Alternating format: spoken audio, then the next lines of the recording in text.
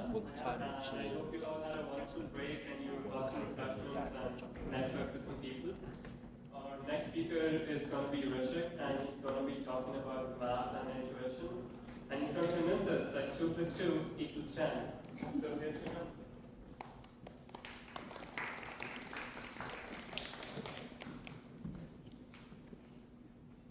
We've been surrounded by math for pretty much our whole life.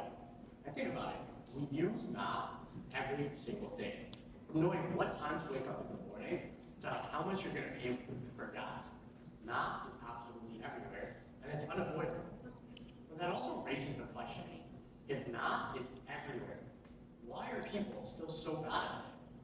Why do we still struggle with math all of the time? And we see this everywhere, from people struggling to learn how to count, all the way to influencers and mathematicians who don't know how to perform multivariable calculus. Math causes struggle. And I'm here to tell you that those moments of struggle, when intuition, when you feel like you know an answer, but logic proves otherwise, those moments are moments of growth. But before we continue, let's address some key terms. What is intuition? Intuition has been glorified as an innate, a primal instinct towards doing an action. And we see instinct every day. Whenever we touch something hot, it comes right out of the oven, and then we pull our hand away really fast. That's an instinct. That's a form of intuition. Or, if I asked you what 237 times 138 is, intuitively, we know the answer is not 10 or 100. We know it's a pretty big number, without even doing any math. And so intuition also has some sacred roots. And in fact, Einstein explains that intuition is a sacred gift, and that over time, logic has taken the precedence over intuition. And we should now be in a society where intuition and logic go hand in hand. Now, intuition isn't something that we adapt to over time. In some essences, we are born with it. Imagine you have a baby, and you have 2 cups, one with a lot of candy, and your baby loves candy. And then you have another cup with not that much candy. Well, naturally, the baby will gravitate to the bowl with more candy, even though they can't subjectify and objectify that, okay, bowl number 1 has more candy, takes up more space, that will be happy. They instinctually just go towards more candy. But if intuition is so nice and fast, what's the opposite? That is where logic comes into play. If intuition is fast, logic is slow. And logic is based on 3 main principles. Number 1, it must be repeatable. Number 2, it must follow a conscious line of reasoning. Number 3, is that generally it needs to be predictable. And funnily enough, these are 3 things that intuition is absolutely not. Intuition changes over time. It doesn't have a set logic to it. And it's definitely not repeatable.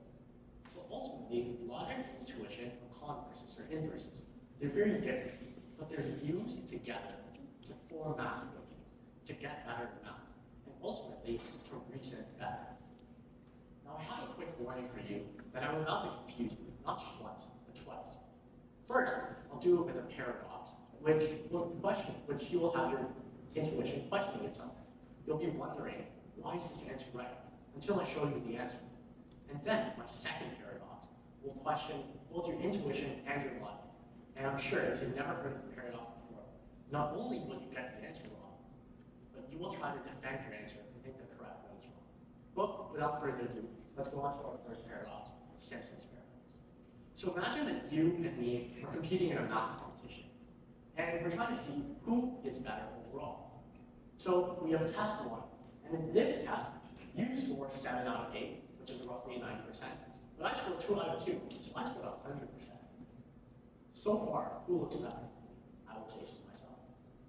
However, now we introduce a second test. And in this test, you score 1 out of 2, a measly 50%. However, I scored 5 out of 8, a 62.5%. Now, if I asked you to come up with who's the better mathematician, what would you do?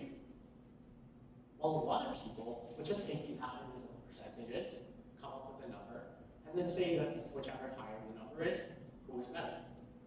So in this case, it looks like you have an average of 70%, but I have an average of 80%. So I mean, it looks like I'm winning. what if I told you this is incorrect? This is wrong fundamentally. What if I told you that you actually beat me by 10%? Curious? Let's find out. The issue is that we are not considering weighted averages. So let's consider them. So imagine that first you score 7 out of 8 and then 1 out of 2. So how many questions did you answer in total? Well, 10. Funnily enough, I also answered 10, just in a reverse order. Next, let's calculate how many correct questions you answered. Well, first you answered 7 right, and then another one right. So you answered 8 questions right in total. However, I answered 2 questions right and then 5, for a total of 7. So in fact, you beat me by 10%. You got 8 of the questions right and 7 of the questions right. So you might be thinking, how did I mess up on that? How did I not pick on that? Because intuitively, your brain doesn't consider weighted averages. Your intuition goes towards making fast conclusions without realizing the bigger picture, without logically thinking about how 1 out of 2 and 7 out of 8, even though they have a different number of questions, actually weigh differently when you're looking at it in total. So now that I've confused you once, let's go again. Congratulations, you win. You're the better mathematician. So now we have the Monty Hall paradox, one of the most favorite and my favorite ones of all time. So imagine you have 3 doors, and behind one of the doors, you have $1 million. So the aim of the game is to get $1 million. Now, I close all of the doors, I shuffle around the money, so the money is not necessarily door 3, it could be any one left. And I ask you, pick a door, any door. So for simplicity's sake, let's just say that you choose door 1. You think that the money's in door 1. So far, no logic, no intuition applied yet, you're just picking a door. But now I tell you, there is no money, and I'm honest. I'm honestly telling you, there is no money in door 3. There's nothing behind the door. So now I ask you questions. Should you switch doors to door 2? Should you stick with door 1? Or does it not matter? It's a 50-50 chance. After all, there is money somewhere. Only 2 possible doors, and so it's a 50-50. Well, many people would say it doesn't matter. After all, as I just said, money in 1 of 2 doors is 50. But it wouldn't be so interesting if that was the case. In fact, that's mathematically correct. So just to give you a little bit of context on this, a lot of people get this wrong because they overgeneralize and they skip out on crucial information. So if you're attempting this, try to draw a diagram, look at the percentages, and then adjust. So let's come back to the original statement. You chose door 1, and money is in any of the 3 doors. Now, I eliminate door 3. Well, let's look at this initially. So initially, door 1 has a 33% chance of being right. We can all agree on this. And so the money being in the other 2 doors is twice as likely, it's a 66% chance, since each door has a 33 independent chance. However, when I introduce to you that there's no money in door 3, it doesn't become a 50-50 all of a sudden. It becomes a 33% chance that the money's in door 1 and a 66% chance that the money is in door 2. This is how percentages homogenize. By giving you this extra information, there's no money in door 3. We cannot simply eliminate door 3 altogether and say there's 50-50. That's incorrect. However, what we need to do is homogenize the percentages. And so, there's still a 66% chance of the money being in door 2 and door 3. After all, we didn't touch the money. However, since door 3 is eliminated, the money is in door 2. Now, I'm here to say that intuition isn't always wrong. And actually, it's more right than it's correct. An American economist and journalist, Dr. James Zarowski, has a book called The Wisdom of Crowds. And in this, he has a really funny experiment. So he brings a massive ball to a crowd, and then he asks all 1,000 people in the crowd to guess the weight or the mass of the ball. Well, what he did then is, because he got 1,000 different guesses, he took an average. He then brought a bull expert, and then asked the bull expert to guess how much the bull weighed. And so the bull expert came up with a number. He performed this experiment many, many times. And something very surprising is that each and every time, the average among the crowd, the wisdom of the crowd, was more accurate than any single expert. So that goes to show you that your intuition frequently is not wrong. It's just incomplete or very easily misled. In this whole example, we can see that although each individual person's intuition might be off by an amount, when you homogenize and you take everybody's guessing errors and cancel out, and ultimately you get a very, very accurate guess of how much the bullet is. So let's play a game of over or under. Do you think it took me over or under an hour and a half to drive here? Well, if I never told you this hour and a half figure, you might have guessed that it took me 15 minutes or 30 minutes to drive. But now that I've given you this hour and a half figure, your brain will anchor to it and try to say and reason that, you know what, maybe it took Rishi an hour and 15 minutes or 2 hours to get here. Automatically, you get something drastically higher than what the reality is. After all, it took 30 minutes to get here. So here, James Yudowsky points this as trying to sympathize with the crowd, trying to be the same and meet towards a common average. And this is where intuitions go wrong. This is where, when you get anchored to one piece of information, all of the inaccuracies start. This is where wrong conclusions are formed.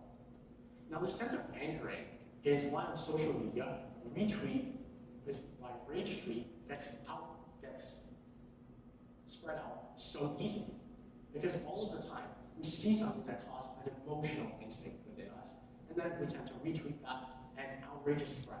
Even though the information might not be logically accurate. The information might have been flawed from the start to begin with. Now you might be wondering, so what? Rishi has confused me with two paradoxes, has talked about intuition, logic, and then brought up baby somehow. Why does this matter? Because in a world of endless AI, of scrolling, of opinions everywhere, there's more information now for you to understand than there ever has been in history. And because of this abundance of information, it's crucial for you to be able to separate right from wrong, and to separate what you believe in and why you believe in. And so ultimately, this is very important, and it shows that just one data point, one person, one thing can skew astronomically large numbers. So I'll give you an example of this. Imagine that 100 of us here all go write a math test. And in this math test, I tell you that the course median, the exam median, was 75%. So, okay, feel pretty happy. Maybe I scored around the 75. But here's the reality. This half of the class scored 100% of the exam. Congratulations. But the other half only scored 50%. So now what happens? The median is indeed 50, is indeed a 75.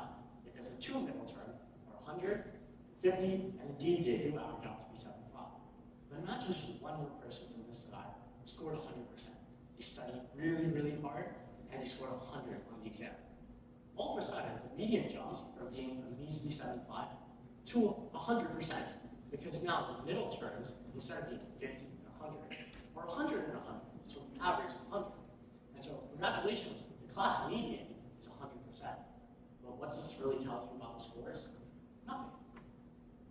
Now, this type of information is spread out all the time.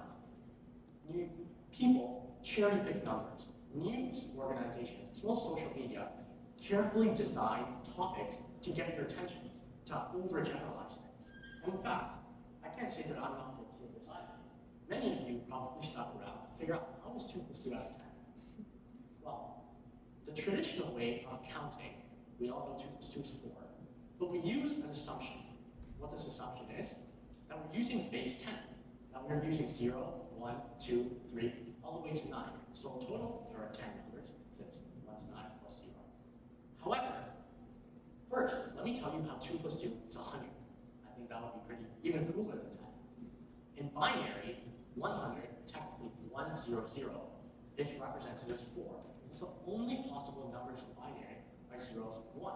And so using a transversal system, we can get that 100 in binary is equal to 4 in base 10. Reasonable enough. So now, how is 2 plus 2 over 10? Well, following a similar line of reasoning, if we, instead of using base 10, if we use base 4 instead, now all of a sudden, 10, or technically 10, is equivalent to 4. Now you might be wondering, I don't understand this at all. What does base 10 mean? I mean, I have 10 fingers, so shouldn't I just always count in 10s? Well, yeah, you're right. But this demonstrates the whole point of my talk. Context matters. If you don't always understand the system, go and try to understand it. information is spreading faster now, more than ever. And so being aware of the information and understanding it is more informative, it's more important now than ever. And so ultimately, 2 plus 2 being 10 doesn't revolutionize the world, but it shows you that if you don't understand a system, that's okay. Things that seem wrong, 2 plus 2 being 100, aren't always wrong. There's just an assumption that could be right. And the same goes for the converse. Things that seem so right might not actually be right. And so ultimately, whenever I want you to go out into the real world and create a really important opinion about something, ask 3 questions. Why am I the one seeing this information? What information is being shown to me? And who benefits if I believe this? And third, and almost most importantly, what is being left out of this information? If you can answer all 3 of these questions, not only will you be a more rational thinker, a better logician, or somebody more informed, maybe next time you might not fall into my logic traps. Thank you.